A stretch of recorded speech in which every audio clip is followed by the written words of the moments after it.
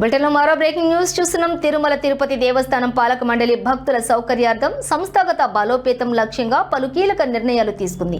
తిరుపతిలో 20 ఎకరాల విస్తీర్ణంలో భారీ ఇంటిగ్రేటెడ్ టౌన్షిప్ నిర్మించాలని, ముంబైలోని బాంద్రాలో శ్రీవారి ఆలయాన్ని ఏర్పాటు చేయాలని తీర్మానించింది. టీటీడీ చైర్మన్ బిఆర్ నాయుడు అధ్యక్షతన తిరుమలలోని అన్నమయ్య భవనంలో జరిగిన ధర్మకర్తల మండలి సమావేశంలో ఆమోదం తెలిపారు.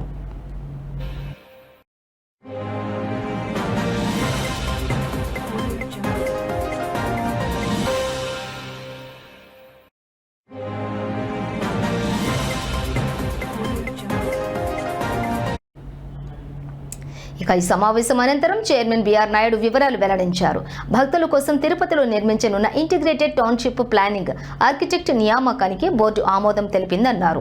అదేవిధంగా ముంబై బాంద్రాలోని 14.40 కోట్లతో శ్రీవారి ఆలయ నిర్మాణానికి పరిపాలనా అనుమతులు మంజూరు చేసినట్లు పేర్కొన్నారు.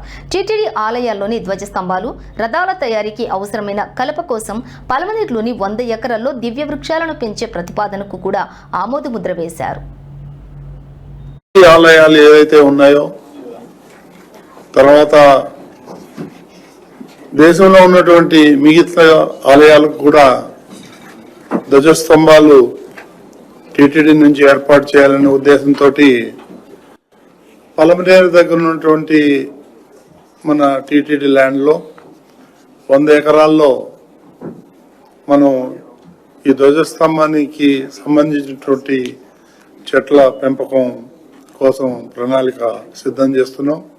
అది త్వరలోనే ప్రారంభిస్తామని చెప్పి తెలియజేస్తున్నాను. రెండవది,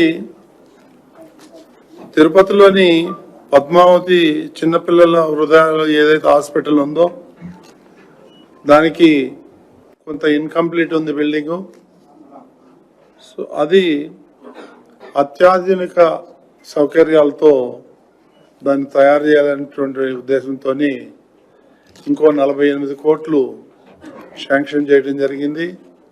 ఇక త్వరలోనే అది కంప్లీట్ చేసుకొని ఇనాగ్రేషన్ చేసుకోవటం కూడా జరుగుతుంది. టీటీడీ అనుబంధ ఆలయాల్లో పనిచేస్తున్నటువంటి 62 మంది అర్చక, పరిచారక, పోర్టు వర్కర్లు, ప్రసాద డిస్ట్రిబ్యూటర్లకు వేతనాలు పెంచాలని నిర్ణయం తీసుకోవడం జరిగింది.